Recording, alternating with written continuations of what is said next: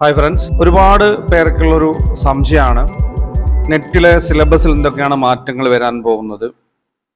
അതുപോലെ പുതിയ NEP national education policy പ്രകാരം PhD, അസിസ്റ്റന്റ് പ്രൊഫസർ, അതുപോലെ തന്നെ റിസർച്ച് ആൻഡ് ഡെവലപ്മെന്റ് പ്രോഗ്രാം, ഇതിലൊക്കെ എന്തൊക്കെ മാറ്റങ്ങളാണ്, നമ്മുടെ എക്സാം പാറ്റേൺ, അതിലൊക്കെ ഏത് രീതിയിലുള്ള മാറ്റങ്ങളാണ് ഇനി വരാൻ പോകുന്നത്. അപ്പോൾ ആ കാര്യങ്ങളാണ് നമ്മൾ ഈ വീഡിയോയിൽ വിശദമായിട്ട് ചർച്ച ചെയ്യുന്നത്. ഡിസംബർ 28 UGC ചെയർമാൻ്റെ ഒഫീഷ്യൽ ട്വിറ്റർ പേജിൽ അദ്ദേഹം തന്നെ പോസ്റ്റ് ചെയ്ത, അദ്ദേഹം ഏറ്റവും ലേറ്റസ്റ്റ് ആയിട്ട് കൊടുത്ത ഒരു ഇൻ്റർവ്യൂയുടെ വിവരങ്ങളുണ്ട്. അതിൽ ഈ കാര്യങ്ങളൊക്കെ തന്നെ അദ്ദേഹം വിശദമായിട്ട് പറയുന്നുണ്ട്. നിങ്ങൾക്ക് ആ ഇൻ്റർവ്യൂ വായിക്കുകയും ചെയ്യാം, ഈ വീഡിയോ കണ്ട് പൂർണ്ണമായിട്ടുള്ള വിവരങ്ങൾ മനസ്സിലാക്കുകയും ചെയ്യാം.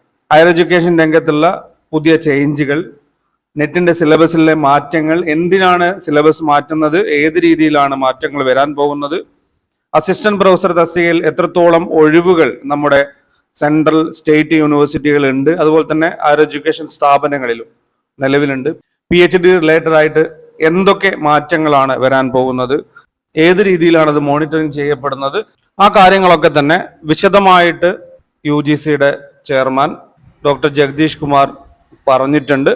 അതിൽ ഇമ്പോർട്ടൻ്റ് ആയിട്ടുള്ളതും നമ്മൾ മനസ്സിലാക്കേണ്ടതുമായിട്ടുള്ള കാര്യങ്ങളാണ് ഈ ഒരു വീഡിയോയിൽ ഉൾക്കൊള്ളിച്ചിരിക്കുന്നത്. അപ്പോൾ ഇതുപോലുള്ള കാര്യങ്ങൾ വളരെ വേഗത്തിൽ നിങ്ങൾക്ക് ലഭിക്കാനായിട്ട് ചാനൽ സബ്സ്ക്രൈബ് ചെയ്ത് ഫോളോ ചെയ്യുക. നിങ്ങളുടെ അഭിപ്രായങ്ങൾ, നിർദ്ദേശങ്ങൾ, സംശയങ്ങൾ കമൻ്റായി രേഖപ്പെടുത്തുക. അപ്പോൾ നമുക്ക് ഈ കാര്യങ്ങളൊക്കെ തന്നെ ബ്രീഫായിട്ട് മനസ്സിലാക്കാം. അദ്ദേഹം ആ ഒരു ഇൻ്റർവ്യൂ തുടങ്ങുന്നത്, no country can really develop unless its citizen are educated. ഒരു രാജ്യത്തിന്റെ പൗരന്മാർ വിദ്യാസമ്പന്നരല്ലെങ്കിൽ ആ രാജ്യത്തിന് വളരാൻ സാധിക്കില്ല എന്നുള്ള രീതിയിലാണ് അദ്ദേഹം ആ ഒരു ഇന്റർവ്യൂ സ്റ്റാർട്ട് ചെയ്യുന്നത്. പുതിയ വിദ്യാഭ്യാസത്തിന്റെ നയമായിട്ട് ബന്ധപ്പെട്ടിട്ടാണ് ശിക്ഷ.com വന്നിരിക്കുന്ന ഒരു ഇന്റർവ്യൂ ആണ്. അതിൽ അദ്ദേഹം പറയുന്നത്, നാഷണൽ എഡ്യൂക്കേഷൻ പോളിസി പ്രധാനമായിട്ടും 5 ലക്ഷ്യങ്ങളാണുള്ളത്.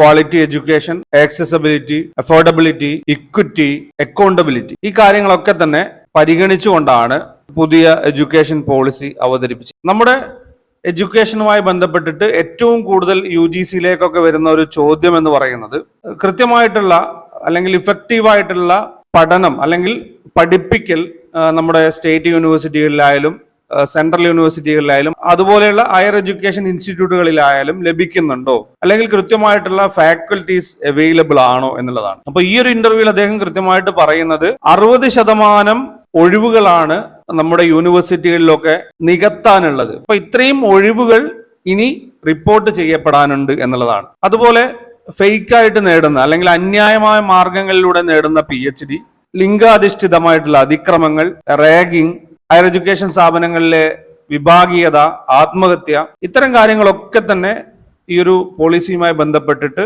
UGCയുടെ പരിഗണനയിലുള്ള കാര്യങ്ങളാണ് എന്നുള്ളതാണ്. കർണാടക സ്റ്റേറ്റിലൊക്കെ NEP ഒഴിവാക്കി സ്റ്റേറ്റ് എഡ്യൂക്കേഷൻ പോളിസി നടപ്പിലാക്കിയതിനെ കുറിച്ച് അദ്ദേഹം പറയുന്ന കാര്യം എന്ന് പറയുന്നത്, നാഷണൽ എഡ്യൂക്കേഷൻ പോളിസി എന്ന് പറയുന്നത് ഒരു വിശാലമായ അർത്ഥത്തിൽ എടുക്കേണ്ട ഒരു കാര്യമാണ്. UGC അതുപോലെ തന്നെ സെൻട്രൽ യൂണിവേഴ്സിറ്റികൾ, സ്റ്റേറ്റ് യൂണിവേഴ്സിറ്റികൾ, ഇവയൊക്കെ തന്നെ അഫിലിയേറ്റഡ് ആയിട്ടുള്ള ഒരു കാര്യമാണ്. അത്തരം കാര്യങ്ങളെ ഒഴിവാക്കിക്കൊണ്ട് സ്റ്റേറ്റ് ലെവലിലേക്ക് വരുമ്പോൾ കൃത്യമായിട്ടുള്ള പരിഷ്കരണങ്ങളും പ്രോത്സാഹനങ്ങളും ലഭിക്കാൻ കാലതാമസം ഉണ്ടാകും എന്നുള്ളതാണ്. അടുത്തൊരു പ്രധാനപ്പെട്ട കാര്യം എന്ന് പറയുന്നത് national higher education qualification framework ആണ്, അതായത് NHEQF. ഇതിലൂടെ തന്നെ ഹയർ എഡ്യൂക്കേഷന്റെ ക്വാളിറ്റി വർദ്ധിപ്പിക്കുക, നമുക്ക് ഏറ്റവും എളുപ്പത്തിൽ പഠിക്കാവുന്നതും അതുപോലെ തന്നെ സ്വതന്ത്രമായിട്ട് പഠിക്കാവുന്ന രീതിയിലുള്ള ക്രെഡിറ്റ് ട്രാൻസ്ഫറുകൾ കൂടുതലായിട്ട് പ്രോത്സാഹിപ്പിക്കുക, അത്തരം കാര്യങ്ങളൊക്കെ തന്നെ ഈ ഒരു NEPയിൽ ഉൾപ്പെടുത്തിയിട്ടുണ്ട് എന്നുള്ളതാണ് അദ്ദേഹം പറയുന്നത്. അപ്പോൾ സംസ്ഥാന സർക്കാരുകളോടുള്ള അഭ്യർത്ഥന എന്ന് പറയുന്നത്, ഇത്തരത്തിലുള്ള കാര്യങ്ങളൊക്കെ മനസ്സിലാക്കിക്കൊണ്ട് ഈ കാര്യങ്ങളൊക്കെ പരിഗണിച്ചുകൊണ്ട് തന്നെ NEP കൃത്യമായ രീതിയിൽ നടപ്പിലാക്കണം എന്നുള്ള രീതിയിലാണ് അദ്ദേഹം പറയുന്നത്. അടുത്ത പ്രധാനമായിട്ടും ചോദിച്ചിരിക്കുന്നത് നമ്മുടെ UGC നെറ്റും അതുപോലെയുള്ള പരീക്ഷകൾക്ക് വരുന്ന ഫാക്ട് ബേസ്ഡ് ആയിട്ടുള്ള ചോദ്യങ്ങളെ പറ്റിയിട്ടാണ്. അപ്പൊ അതിന് അദ്ദേഹം പറയുന്ന പ്രധാനപ്പെട്ട ഒരു മറുപടി, നമ്മുടെ പരീക്ഷകളിലെല്ലാം തന്നെ ആ മാറ്റങ്ങൾ ഇപ്പോൾ നമുക്ക് കാണാൻ സാധിക്കും. ഓരോ പരീക്ഷകളും അതിന്റെ ചോദ്യങ്ങളും അതിന് നൽകുന്ന ഉത്തരങ്ങളും കൃത്യമായിട്ട് റിവ്യൂ ചെയ്യപ്പെടുന്നുണ്ട്. അങ്ങനെ റിവ്യൂ ചെയ്യപ്പെടുന്ന ഒരു ക്വസ്റ്റ്യൻ നമുക്ക് കാണുമ്പോൾ അല്ലെങ്കിൽ അതിന് ഉത്തരം എഴുതുമ്പോൾ നമ്മുടെ അറിവിലെ അപ്ലിക്കേഷൻ, അതുപോലെ തന്നെ അതിന്റെ ക്രിട്ടിക്കൽ തിങ്കിങ്, അതുപോലെ തന്നെ ഡീപ്പർ കോംപ്രിഹെൻഷൻ, ഈ കാര്യങ്ങളൊക്കെ തന്നെ പരിഗണിച്ചുകൊണ്ടാണ് ചോദ്യങ്ങൾ രൂപകൽപ്പന ചെയ്യുന്നത്. ആ കാര്യങ്ങളൊക്കെ തന്നെ മനസ്സിലാക്കി ഉത്തരം എഴുതാൻ കഴിഞ്ഞാൽ മാത്രമേ ഇനിയുള്ള വരും വർഷങ്ങളിലൊക്കെ നമുക്ക് കൃത്യമായിട്ട് പരീക്ഷയെ അറ്റൻഡ് ചെയ്യാൻ സാധിക്കുകയുള്ളൂ. അല്ലെങ്കിൽ ക്വസ്റ്റ്യൻ പാറ്റേൺ ആ ഒരു രീതിയിലൊക്കെ തന്നെ ചേഞ്ചായി വരും എന്നുള്ളതാണ്. അപ്പോൾ നമുക്ക് ആ മാറ്റങ്ങളൊക്കെ തന്നെ ഇപ്പൊ കാണാൻ സാധിക്കുന്നുണ്ട്. നമ്മുടെ പരീക്ഷകളിലായിക്കൊള്ളട്ടെ, ഇപ്പൊ നടന്ന പരീക്ഷകളിലും ഇതിന് തൊട്ട് മുമ്പേ നടന്ന UGC നെറ്റ് എക്സാമിലും ഒക്കെ തന്നെ ഈ മാറ്റങ്ങൾ ചെറിയ ചെറിയ രീതിയിൽ നമ്മൾ കണ്ടു തുടങ്ങിയതാണ്. അപ്പൊ നമുക്കറിയാം, നമ്മുടെ ഇത്തവണ എഴുതിയ പരീക്ഷയിലും നമ്മുടെ മെയിൻ സബ്ജക്റ്റുകളിലൊക്കെ തന്നെ കോംപ്രഹെൻസീവ് ആയിട്ടുള്ള ഒരു നോളജ് ഉള്ളവർക്ക് മാത്രമേ കൃത്യമായിട്ട് ഉത്തരം എഴുതാൻ സാധിച്ചിട്ടുള്ളൂ എന്നുള്ളതാണ്. പുതിയ പുതിയ പാറ്റേൺ, അതായത് മാച്ച് ദ ഫോളോയിങ് ക്വസ്റ്റ്യൻസ് കൂടുതൽ ചോദിക്കുക. അപ്പോൾ നമ്മൾ ഒരു വിവരണാത്മക എഴുത്തിൽ നിന്നും അതിനെ നമുക്ക് നേരെ ഒരു MCQയിലേക്ക് മാറ്റാൻ സാധിക്കുന്ന രീതിയിലുള്ള ചോദ്യങ്ങൾ വളരെ കൃത്യമായി വിശദീകരിച്ച് നമ്മൾ പഠിക്കേണ്ടതുണ്ട്. എന്നാൽ ഉത്തരം എഴുതുമ്പോൾ അതൊരൊറ്റ വാക്കിലേക്ക് അല്ലെങ്കിൽ ഒരു കൂട്ടം കാര്യങ്ങളെ സെലക്ട് ചെയ്ത് നമുക്ക് ആൻസർ ചെയ്യാൻ പറ്റുന്ന രീതിയിലേക്ക് നമ്മുടെ പരീക്ഷകൾ ചേഞ്ചായി വരുന്നുണ്ട് എന്നുള്ളതാണ്. അപ്പോൾ ഈ കാര്യങ്ങൾ വളരെ കൃത്യമായിട്ട് നിങ്ങൾ ഉൾക്കൊണ്ടുകൊണ്ട് വേണം ഇനിയുള്ള പരീക്ഷകൾക്ക് നമ്മൾ പ്രിപ്പയർ ചെയ്യാൻ. അപ്പോൾ ഇതെല്ലാം ഒരു സൂചനകൾ മാത്രമാണ്. ഇത്തരത്തിൽ ഒരു നോളജിലെ ഒരു അപ്ലിക്കേഷൻ ലെവലിലേക്ക് വരണം. നമ്മൾ എപ്പോഴും ക്രിട്ടിക്കലായിട്ട് തിങ്ക് ചെയ്യണം, ഒരു ഡീപ്പർ കോംപ്രിഹെൻഷൻ ഉണ്ടായിരിക്കണം. ഇത്തരം കാര്യങ്ങളൊക്കെ തന്നെ അദ്ദേഹം വിശദമായിട്ട് തന്നെ എടുത്തു പറയുന്നുണ്ട് എന്നുള്ളതാണ്. അപ്പൊ നമ്മുടെ പരീക്ഷയുടെ പാറ്റേൺ, ചോദ്യങ്ങൾ എഴുതുന്ന രീതി, എത്രത്തോളം ചോദ്യങ്ങൾക്ക് ഉത്തരം എഴുതുന്നുണ്ട്, ഏതൊക്കെ ചോദ്യങ്ങൾക്ക് നമ്മൾ തെറ്റുത്തരം നൽകുന്നുണ്ട്, എത്ര പേര് കൃത്യമായിട്ട് ശരി ഉത്തരങ്ങൾ നൽകുന്നുണ്ട്, ഇത്തരം കാര്യങ്ങളൊക്കെ തന്നെ റിവ്യൂ ചെയ്യപ്പെടുന്നുണ്ട് എന്നുള്ളത് നമ്മൾ മനസ്സിലാക്കേണ്ടതാണ്. അപ്പൊ അതിനനുസരിച്ചുള്ള മാറ്റങ്ങൾ നമുക്ക് ഓരോ പരീക്ഷയിലും കാണാനും സാധിക്കുന്നുണ്ട്. അപ്പൊ അതിന് അദ്ദേഹം പറയുന്ന പ്രധാനപ്പെട്ട കാര്യം എന്ന് പറയുന്നത്, ലോകത്തെമ്പാടുമുള്ള പരീക്ഷാ സമ്പ്രദായം നമ്മൾ നോക്കുകയാണെങ്കിൽ ഇപ്പോൾ ഡയറക്റ്റ് ചോദ്യങ്ങൾക്ക് പകരം ഇതുപോലെയുള്ള ചോദ്യങ്ങളാണ് പല പരീക്ഷകൾക്കും ഉണ്ടാകുന്നത്. അതായത് നമ്മൾ വളരെ ഡീപ്പായിട്ട് പഠിക്കണം, എന്നാൽ അത് MCQ ലെവലിലേക്ക് ഉത്തരം എഴുതാൻ പറ്റുന്ന രീതിയിലേക്ക് നമ്മൾ പ്രിപ്പയർഡ് ആയിരിക്കുകയും വേണം. വിവരണാത്മക രീതിയിലുള്ള പഠനത്തിൽ നിന്നും അല്ലെങ്കിൽ ഒരു എഴുത്തിൽ നിന്നും അതിനെ നേരെ നമ്മൾ ഒരു MCQയിലേക്ക് മാറ്റിയെടുക്കുന്നുണ്ട് എന്നുള്ളതാണ് ഇത്തരം കോമ്പറ്റേറ്റീവ് എക്സാമിനേഷന്റെ പ്രധാനപ്പെട്ട പ്രത്യേകതകളായിട്ട് പറയുന്നത്. അത് ലോകത്തെല്ലായിടത്തുമുള്ള പരീക്ഷാ സമ്പ്രദായത്തിന്റെ ഒരു മാറ്റം ഉൾക്കൊണ്ടുകൊണ്ട് തന്നെയാണ് ഈ ഒരു ചേഞ്ച് വരുത്തുന്നത് എന്നുള്ളതും പറയുന്നുണ്ട്. അപ്പൊ പ്രധാനപ്പെട്ട ഒരു ലക്ഷ്യം എന്ന് പറയുന്നത്, നമ്മൾ വെറുതെ ഒരു അറിവ് സമ്പാദിക്കുക, ആ അറിവ് ഒരു പേപ്പറിലേക്ക് എഴുതുക, എന്നിട്ട് നമ്മൾ ക്വാളിഫൈഡ് ആകുക എന്നതിനപ്പുറത്തേക്ക് അതിന്റെ ആശയങ്ങൾ പ്രായോഗിക തലത്തിലേക്ക് എങ്ങനെ, പ്രവൃത്തി പദത്തിലേക്ക് എങ്ങനെ കൊണ്ടുവരുന്നു, വ്യത്യസ്ത രീതിയിലുള്ള നോളജുകൾ ഉണ്ടാക്കിയെടുക്കുക, കൃത്യമായിട്ടുള്ള ഒരു അക്കാഡമിക് ലെവലിൽ നിന്ന് മാറി നേരത്തെ പറഞ്ഞ പോലെ തന്നെ കൂടുതൽ കാര്യങ്ങൾ പഠിച്ച് കുറഞ്ഞ രീതിയിലേക്ക് അതിനെ മാറ്റുന്ന, അല്ലെങ്കിൽ അത്തരം കാര്യങ്ങളെ മനസ്സിലാക്കി ക്വസ്റ്റ്യൻ എഴുതുന്ന ഒരു രീതിയിലേക്കാണ് പുതിയ NEP ഒക്കെ വരുന്നത്. അപ്പോൾ നിലവിലുള്ള പാറ്റേണിൽ നിന്നും വലിയൊരു ചേഞ്ച് ഒക്കെ നമുക്കിനി ഉണ്ടാവാൻ പോകുന്നുണ്ട് എന്നുള്ളതാണ് ഇതിൽ നിന്നൊക്കെ മനസ്സിലാക്കേണ്ടത്. അപ്പൊ ഈ കാര്യങ്ങളിലൊക്കെ തന്നെ അദ്ദേഹം പറയുന്നത് ഹയർ എഡ്യൂക്കേഷൻ ഡിപ്പാർട്ട്മെന്റുകൾക്കും അതുപോലെ തന്നെ വിദ്യാർത്ഥികൾക്കും അധ്യാപകർക്കും ഒരുപോലെ ഇതിന്റെ കാര്യങ്ങൾ മനസ്സിലാക്കി കൊടുക്കേണ്ടതുണ്ട് എന്നുള്ളതും കൃത്യമായിട്ട് അദ്ദേഹം പറയുന്നുണ്ട്. ഇതൊരു ടൈം കൺസ്യൂം ചെയ്യുന്ന ഒരു പ്രോഗ്രാമാണ്. അതുകൊണ്ട് തന്നെയാണ് വളരെ പതുക്കെയുള്ള ഒരു മാറ്റം നമ്മൾ ചോദ്യങ്ങളിലൊക്കെ കണ്ടു തുടങ്ങിയിരിക്കുന്നത്. നമ്മൾ അതിനോട് കൂടുതൽ മനസ്സിലാക്കി ഓരോ പ്രാവശ്യവും ആ ചേഞ്ചുകൾ ഉൾക്കൊണ്ടുകൊണ്ട് വേണം അടുത്ത പരീക്ഷയിലേക്ക് പോകാൻ എന്നുള്ളതാണ്. ഇനി അടുത്തത് പ്രധാനപ്പെട്ട കാര്യം, റിസർച്ച് മേഖലയിൽ, അതായത് PhD മേഖലയിൽ അത് ഏത് രീതിയിലാണ് വിദ്യാർത്ഥികൾക്ക് ഉപകാരപ്പെടുന്നത്. NEPയെ സംബന്ധിച്ചിടത്തോളം കൃത്യമായിട്ടുള്ള റിസർച്ച്, അതായത് വളരെ എഫക്റ്റീവായിട്ടുള്ളതും സത്യസന്ധമായിട്ടുള്ളതും ആയ ഒരു റിസർച്ച് പ്രോഗ്രാമുകളാണ്. അതിനായിട്ട് NRFന്റെ സമീപകാല പ്രവർത്തനങ്ങളെല്ലാം തന്നെ ഈ ഒരു രീതിയിലേക്ക് മാറ്റിക്കൊണ്ടിരിക്കുന്നുണ്ട്. ഒരു ഡിസിപ്ലിനറി എഡ്യൂക്കേഷൻ അല്ലെങ്കിൽ ഒരു ഡിസിപ്ലിനറി റിസർച്ച്, അതിന് R&D സെല്ലൊക്കെ തന്നെ ക്യാമ്പസുകളിൽ പ്രവർത്തിക്കുക, എല്ലാ ക്യാമ്പസുകളിലും ഇത് കൂടുതലായിട്ട് വ്യാപിപ്പിക്കുക എന്നുള്ളതാണ് NEP ലക്ഷ്യമിടുന്നത് എന്നുള്ളതും അദ്ദേഹം കൃത്യമായിട്ട് പറയുന്നുണ്ട്. UGC മാർഗനിർദ്ദേശങ്ങൾ വളരെ കൃത്യമായി നടപ്പിലാക്കാൻ R&D സെല്ലുകൾ, റിസർച്ച് ആൻഡ് ഡെവലപ്മെന്റ് സെല്ലുകൾ എല്ലാ ക്യാമ്പസുകളിലും കൃത്യമായ രീതിയിൽ പ്രവർത്തനക്ഷമമാക്കുക എന്നുള്ളതും ഇതിന്റെ ഒരു ഫസ്റ്റ് സ്റ്റെപ്പ് പോലെയാണ് നമ്മൾ കാണേണ്ടത് എന്നുള്ളതും പറയുന്നുണ്ട്. ഇതുമായി ബന്ധപ്പെട്ട് ഡീറ്റെയിൽഡ് ആയിട്ടുള്ളൊരു വിവരണം അദ്ദേഹം നൽകുന്നുണ്ടെങ്കിലും അതിന്റെ ബ്രീഫായിട്ടുള്ള കാര്യങ്ങളാണ് നമ്മളിവിടെ ചർച്ച ചെയ്യുന്നത്. ഇനി അടുത്തൊരു ഇമ്പോർട്ടൻ്റ് ആയിട്ടുള്ള ഒരു ചോദ്യം എന്ന് പറയുന്നത്, ഒരു അൺഫെയർ ആയിട്ടുള്ള PhD നേടുന്നത് അത് കൂടുതലായിട്ട് വന്നിട്ടുണ്ട്. അതിനെ ഏത് രീതിയിലാണ് UGC നോക്കിക്കാണുന്നത്, അല്ലെങ്കിൽ അതിന് എന്തൊക്കെ മാർഗങ്ങളാണ് ഉണ്ടാക്കുന്നത്? അതിനായിട്ട് നാഷണൽ എഡ്യൂക്കേഷൻ പോളിസി പ്രകാരം പുതിയൊരു വിദഗ്ധ സമിതിയെ രൂപീകരിക്കുക. PhD ഈ കമ്മിറ്റികളൊക്കെ തന്നെ ഇനിയും ഇപ്പോൾ ഉള്ളതിലും കൂടുതലായിട്ടുള്ള പരിശോധനകൾ ഈ ഒരു എഡ്യൂക്കേഷൻ പോളിസിയുടെ ഭാഗമായിട്ട് ഉണ്ടാകും. വളരെ കൃത്യമായിട്ടുള്ള PhD, അതായത് ഇഫക്റ്റീവ് ആയിട്ടുള്ളതും അതുപോലെ തന്നെ ഫെയർ ആയിട്ടുള്ളതുമായ കാര്യങ്ങളിലൂടെ മാത്രമേ ഇനി നമുക്ക് PhD പ്രോഗ്രാമുകൾ ചെയ്യാൻ സാധിക്കുകയുള്ളൂ. അല്ലെങ്കിൽ അതിൽ അങ്ങനെ ഏതെങ്കിലും രീതിയിൽ നമ്മളുടെ ശ്രദ്ധയിൽപ്പെട്ടാൽ ആ ഒരു സ്ഥാപനങ്ങൾക്ക് നൽകുന്ന ഫണ്ടിങ്ങും അല്ലെങ്കിൽ ആ ഒരു സ്റ്റുഡന്റിന് നൽകുന്ന ഏതെങ്കിലും സ്കോളർഷിപ്പോ ഫണ്ടിങ് ഉണ്ടെങ്കിൽ അതൊക്കെ നിർത്തലാക്കാനുമുള്ള കാര്യങ്ങളൊക്കെ തന്നെ ഇതിൽ വരുന്നുണ്ട് എന്നുള്ളതാണ്. അടുത്തൊരു പ്രധാനപ്പെട്ട കാര്യം പറയുന്നത്, ഓരോ വർഷവും UGC നെറ്റ് ലക്ഷക്കണക്കിന് പേര് എഴുതുന്ന ഒരു പരീക്ഷയാണ്. അസിസ്റ്റന്റ് പ്രൊഫസർ ഒഴിവുകൾ എന്ന് പറയുന്നത് ആ ഒരു ക്രാക്ക് ചെയ്യുന്നവരെ ഒരു എണ്ണത്തെ എടുത്തു നോക്കിക്കഴിഞ്ഞാൽ അതിൽ എത്രയോ കുറവുകളാണ് നമുക്ക് ഇപ്പം എല്ലാ യൂണിവേഴ്സിറ്റികളിലും അതുപോലെ തന്നെ ഹയർ എഡ്യൂക്കേഷൻ സ്ഥാപനങ്ങളിലും വരുന്ന ഒഴിവുകൾ. എന്നാൽ അതിൽ കൂടുതലാണ് നെറ്റ് നേടി പുറത്തു വരുന്ന സ്റ്റുഡൻസ് എന്ന് പറയുന്നത്.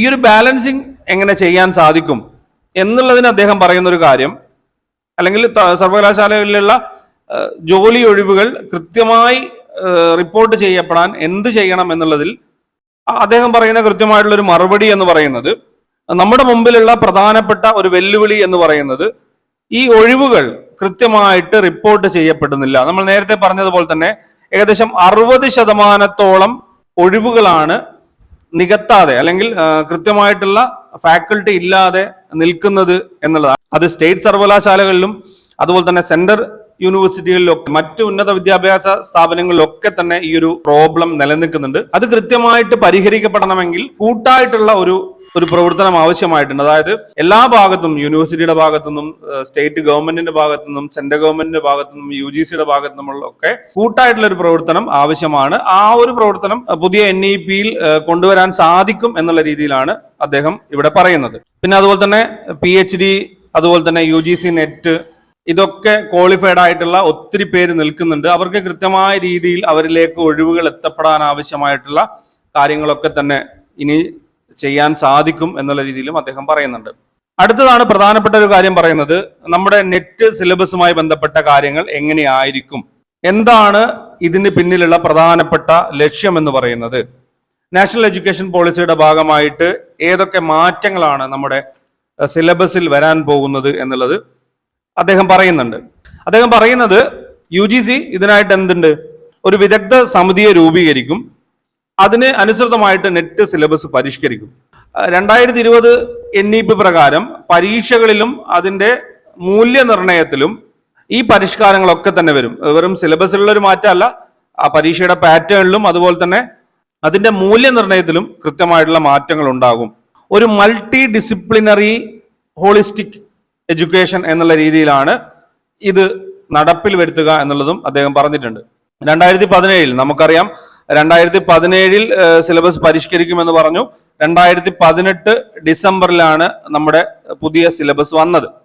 അപ്പൊ നമ്മുടെ ചോദ്യങ്ങൾ, നമ്മുടെ ഉത്തരങ്ങൾ, ഏത് രീതിയിലാണ് പരീക്ഷയെ സമീപിക്കുന്നത്, എന്തൊക്കെ കാര്യങ്ങളാണ് ഓരോ പരീക്ഷയിലും സംഭവിക്കുന്നത്, എത്രത്തോളം സ്റ്റുഡൻസ് പരീക്ഷക്കായിട്ട് പങ്കെടുക്കുന്നുണ്ട്, ഈ കാര്യങ്ങളൊക്കെ തന്നെ മനസ്സിലാക്കി അതിനനുസൃതമായ രീതിയിൽ, അതുപോലെ തന്നെ ഡിജിറ്റൽ ഇനീഷ്യേറ്റീവ് കൃത്യമായി കൊണ്ടുവരുന്ന രീതിയിലൊക്കെയുള്ള പരിഷ്കരണങ്ങളാണ് നെറ്റ് സിലബസുമായി ബന്ധപ്പെട്ട് വരുന്നത് എന്നുള്ളതാണ് അദ്ദേഹം പറഞ്ഞിരിക്കുന്നത്.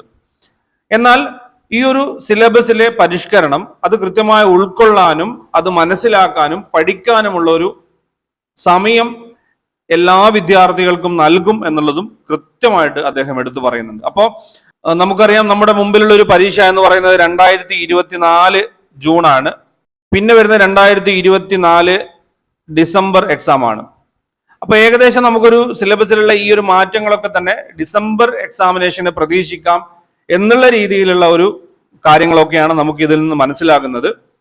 അപ്പൊ നേരത്തെ നമ്മൾ പറഞ്ഞ കാര്യങ്ങളൊക്കെ ഉണ്ടല്ലോ, ചോദ്യങ്ങളെ വിശകലനം ചെയ്യുന്നതും അതിൽ നിന്നുള്ള കാര്യങ്ങൾ മനസ്സിലാക്കുന്നതും, ക്വസ്റ്റ്യനിൽ വരുന്ന പാറ്റേൺ, ചോദ്യങ്ങളിലെ പാറ്റേൺ ചേഞ്ച് ഒക്കെ തന്നെ വളരെ നമുക്ക് പ്രകടമായ രീതിയിലുള്ള മാറ്റങ്ങൾ ഈ ഒരു പരീക്ഷയോടുകൂടി തന്നെ വന്നു തുടങ്ങിയിട്ടുണ്ട്. അതുപോലെ തന്നെ ഹയർ എഡ്യൂക്കേഷൻ റിലേറ്റഡ് ആയിട്ട് എന്തൊക്കെ കാര്യങ്ങളാണ് ചെയ്യാൻ പോകുന്നത്, നമ്മുടെ നെറ്റിന്റെ സിലബസ് മാറുന്നത് പോലെ തന്നെ സിലബസിലുള്ള സമഗ്രമായ മാറ്റങ്ങൾ വരുന്നുണ്ട്.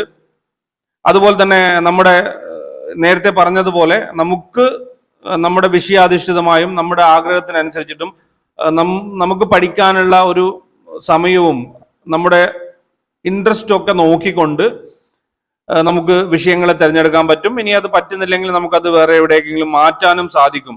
അത്തരം കാര്യങ്ങളൊക്കെ തന്നെ പറയുന്നുണ്ട്. അതായത് curriculum and credit framework for undergraduate program CCFUP, അത്തരം കാര്യങ്ങളൊക്കെ തന്നെ ഇതിൽ വരുന്നുണ്ട് എന്നുള്ളതും അദ്ദേഹം പറയുന്നുണ്ട്. പിന്നീട് അദ്ദേഹം ഈ ഒരു ഇന്റർവ്യൂവിൽ പറയുന്ന കാര്യം എന്ന് പറയുന്നത്, നിങ്ങൾക്കിത് വായിക്കാം, സെക്ഷൽ അബ്യൂസുകൾ, അതുപോലെ തന്നെ വിവേചനങ്ങൾ, റാഗിങ്, ഇത്തരം കാര്യങ്ങളൊക്കെ തന്നെ നടപടി എന്ന് പറയുന്നത് നിയമപരമായിട്ടുള്ളതും ക്യാമ്പസിൽ അതിനെ എതിർക്കുന്ന രീതിയിലുള്ള നടപടികളൊക്കെ തന്നെ അതിന് ഈ പറഞ്ഞ പോലെ തന്നെ എല്ലാ രീതിയിലും എല്ലാവരുടെ ഭാഗത്തുനിന്നും ഇപ്പോൾ ഓരോ ഏത് സ്റ്റേറ്റിലാണോ ആ യൂണിവേഴ്സിറ്റികളോ അല്ലെ ഹയർ എഡ്യൂക്കേഷൻ സ്ഥാപനങ്ങളോ സ്ഥിതി ചെയ്യുന്നത് ആ എല്ലാവരുടേതായ രീതിയിലുള്ള സഹായ സഹകരണങ്ങൾ ഈ ഒരു മാറ്റത്തിനൊക്കെ ആവശ്യമാണ് എന്നുള്ളതും പറയുന്നുണ്ട്.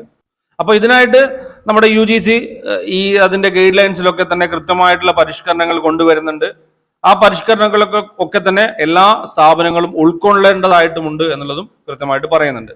അതുപോലെ തന്നെ ജെൻഡർ ബേസ്ഡ് ആയിട്ടുള്ള വയലൻസ്, അതുപോലെ തന്നെ റാഗിങ്, സൂയിസൈഡ് കേസുകൾ, അതുപോലെ തന്നെ national anti ragging helpline നമ്പറൊക്കെ തന്നെ അദ്ദേഹം കൃത്യമായിട്ട് പറഞ്ഞിട്ടുണ്ട്. റാഗിങ് ഉണ്ടെങ്കിൽ നമുക്ക് ആന്റി റാഗിങ് ഹെൽപ്പ് ലൈൻ നമ്പറിലേക്ക് വിളിച്ച് പരാതിപ്പെടാവുന്നതാണ് എന്നുള്ളതും കൃത്യമായിട്ട് പറയുന്നുണ്ട്. ഇനി അടുത്ത 2 കാര്യങ്ങളും കൂടെ പറഞ്ഞുകൊണ്ട് നമുക്ക് ഈ വീഡിയോ അവസാനിപ്പിക്കാം. പരീക്ഷയ്ക്ക് പ്രിപ്പയർ ചെയ്തു, കൃത്യമായിട്ട് പഠിച്ചു, പക്ഷേ ക്രാക്ക് ചെയ്യാൻ സാധിക്കുന്നില്ല, അല്ലെങ്കിൽ പാസ് ആകുന്നില്ല, നമ്മൾ നിരന്തരം പരാജയപ്പെട്ടുകൊണ്ടിരിക്കുകയാണ്. അത്തരം സ്റ്റുഡൻസിനോട് എന്താണ് പറയാനുള്ളത് എന്നുള്ളതാണ് അദ്ദേഹം കൃത്യമായിട്ട് പറയുന്നത്. ഒരു പരീക്ഷയിലെ തോൽവി എന്ന് പറയുന്നത് നമ്മുടെ ജീവിത അവസാനം ഒന്നുമല്ല. നമുക്ക് ഇനിയും ഈ ഒരു പരീക്ഷ എഴുതാൻ സാധിക്കും. UGC നെറ്റ് എക്സാമിനൊന്നും തന്നെ നമുക്കൊരു ഏജ് ലിമിറ്റ് ഒന്നുമില്ല. നമുക്ക് എത്ര വയസ്സ് വരെ വേണമെങ്കിലും UGC നെറ്റിനായിട്ട് നമുക്ക് അപ്ലൈ ചെയ്യാം, പരീക്ഷ എഴുതാം. JRFന് മാത്രമാണ് നമുക്ക് ഏജ് ലിമിറ്റ് ഉള്ളത്. ബാക്കി UGC നെറ്റിന് നമുക്ക് ഏജ് ലിമിറ്റ് ഒന്നുമില്ല. നമുക്ക് എപ്പോൾ വേണമെങ്കിലും പരീക്ഷ എഴുതാം. നമ്മൾ എപ്പോഴും പഠിച്ചുകൊണ്ടിരിക്കുന്നവരാണ്, നമ്മൾ തോറ്റവരല്ല. നമ്മൾ ഓരോ തോൽവിയിൽ നിന്നും ഓരോ പാഠങ്ങൾ ഉൾക്കൊണ്ടുകൊണ്ട് നമുക്ക് അടുത്ത പരീക്ഷയിലേക്ക് നമ്മുടെ പ്രിപ്പറേഷൻ തുടങ്ങുക എന്നുള്ളത് മാത്രമായിരിക്കണം നമ്മൾ ചെയ്യേണ്ടത്. നമ്മുടെ തോൽവിയിൽ ഇരുന്നു കൊണ്ട് അതിനെപ്പറ്റി ചിന്തിച്ച് തോറ്റല്ലോ എന്നുള്ള രീതിയിൽ നമ്മൾ ചിന്തിക്കേണ്ട യാതൊരു കാര്യവുമില്ല. അടുത്ത പരീക്ഷയ്ക്ക് ഈ ഒരു തോൽവി എങ്ങനെ വിജയത്തിലേക്ക് കൊണ്ടുവരാം എന്നുള്ളത് മാത്രമായിരിക്കണം നമ്മൾ ചിന്തിക്കേണ്ടത്. അതിനൊരു വെല്ലുവിളിയായി ഏറ്റെടുത്തുകൊണ്ട് സമീപിക്കണം എന്നുള്ള രീതിയിലാണ് അദ്ദേഹം പറയുന്നത്. ഓരോ പരാജയങ്ങളും നമ്മുടെ വിജയത്തിലേക്കുള്ള സ്റ്റെപ്പുകൾ തന്നെയാണ് എന്നുള്ളതും അദ്ദേഹം പറയുന്നുണ്ട്. നിങ്ങളുടെ ഒരൊറ്റ പരീക്ഷയുടെ തോൽവി കൊണ്ടോ അല്ലെങ്കിൽ അതിലുണ്ടാകുന്ന നിങ്ങളുടെ മാർക്ക് കുറവ് കൊണ്ടൊന്നും നിങ്ങളെ വിശകലനം ചെയ്യാനോ അല്ലെങ്കിൽ മനസ്സിലാക്കാനോ സാധിക്കില്ല. അത് നിങ്ങൾ തന്നെയാണ് തീരുമാനിക്കേണ്ടത്. നമ്മുടെ തോൽവി എന്നുള്ളത് ഇന്നത്തേക്ക് മാത്രമാണ്, അടുത്ത പരീക്ഷയ്ക്ക് നമ്മൾ വിജയിക്കുമെന്നുള്ള രീതിയിൽ കൃത്യമായിട്ട് മുന്നോട്ടേക്ക് കൊണ്ടുപോകുക എന്നുള്ളതും. അതുപോലെ തന്നെ ലിംഗസമത്വം, സ്ത്രീ സമത്വം, ഇത്തരം കാര്യങ്ങളൊക്കെ കുറിച്ചൊക്കെ തന്നെ അദ്ദേഹം സംസാരിക്കുന്നുണ്ട്. അതൊക്കെ നമ്മൾ ഓൾറെഡി നമുക്ക് അറിയാവുന്ന കാര്യങ്ങളൊക്കെയാണ്. ഇപ്പൊ വരുന്ന മാറ്റങ്ങളൊക്കെ നമുക്കറിയാം. ഇതിൽ പ്രധാനമായിട്ടും നമ്മൾ മനസ്സിലാക്കേണ്ടത് നമ്മുടെ സർവകലാശാലയിലുള്ള ഒഴിവുകൾ, നമ്മുടെ സിലബസിൽ വരുന്ന മാറ്റങ്ങൾ, നമ്മുടെ പരീക്ഷയിൽ വന്നിരിക്കുന്ന മാറ്റങ്ങൾ, ഈ 3 കാര്യങ്ങളിൽ ഊന്നിയിട്ടാണ് നമ്മൾ ഈ കാര്യങ്ങളെ സമീപിച്ചിരിക്കുന്നത്. ആ കാര്യങ്ങളൊക്കെ തന്നെ കൃത്യമായിട്ട് അദ്ദേഹം പറഞ്ഞിട്ടുണ്ട്. ഈ കാര്യങ്ങൾ നിങ്ങൾ മനസ്സിലാക്കുക. ലേറ്റസ്റ്റ് ആയിട്ട് വന്നിരിക്കുന്ന ഒരു ഇന്റർവ്യൂ ആണിത്. ഇന്നത്തെ ദിവസമാണ് ഇത് പബ്ലിഷ് ചെയ്തിരിക്കുന്നത്. അപ്പോൾ ഇത്തരം കാര്യങ്ങൾ തുടർന്നും നിങ്ങൾക്ക് അറിയാനായിട്ട് ചാനൽ സബ്സ്ക്രൈബ് ചെയ്ത് ഫോളോ ചെയ്യുക. നിങ്ങളുടെ അഭിപ്രായങ്ങൾ, നിർദ്ദേശങ്ങൾ, സംശയങ്ങൾ കമന്റായി രേഖപ്പെടുത്തുക. അപ്പോൾ ഇതുപോലെ നിങ്ങൾക്ക് ഉപകാരപ്രദമായിട്ടുള്ള മറ്റൊരു വിഷയമായി നമുക്ക് അടുത്ത വീഡിയോയിൽ കാണാം. Thank you for watching. Keep studying. Stay safe.